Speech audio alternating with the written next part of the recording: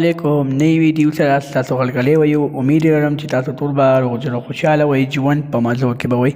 مفتی سردار علي حقانی صاحب باره کې د علي شاه 007 مو سونیا شاه نوی بیان راغو. په هغه بیان کې سونیا شاه وایي زه یو بدبخته یو سپېره ښځه یم چې زما د خولې د لاسه زما د خبرو د لاسه د مفتی صاحب زړه ازادي شوی و. په هغه ازادیتوب کې مفتی صاحب الله تعالی واخیستو، ما ته یې معافي ونه کړله. دوستانو سونیا شاه وایي زه ډېره زیاته بدبخته ښځه یم، زه به اوس د الله تعالی نه معافي نه غواړم چې ما ته الله تعالی معافي نه وکړي. زه اوس په خپلو کړو باندې ډېره زیاته ستومانه یم.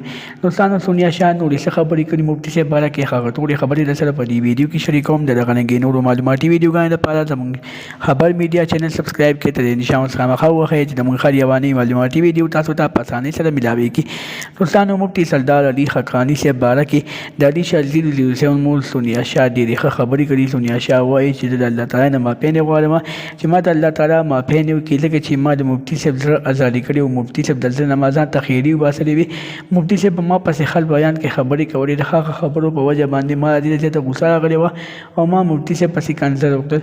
دوستانو وایي چې یو علم چې نوم یې علم وي، چې هغه ال سینګوي، د هغه ذهن ال سینګوي، د هغه کردار ال سینګوي. خو تاسو ته موږ دا یو خواست کوو چې تاسو علم پسې خبرې مه کوئ، علم پسې کنځلې مه کوئ.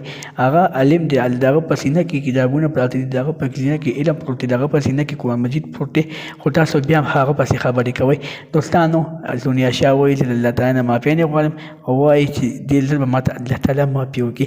د دغه رنګې نورو معلوماتي ویډیوګانو لپاره زموږ شاهین کلیک زموږ خبر میډیا چینل سبسکرایب کړئ. تر دې نشان ورڅخه خامخا وښیئ چې زموږ هر یوانۍ معلوماتي ویډیو تاسو ته په اسانۍ سره ملاویږي.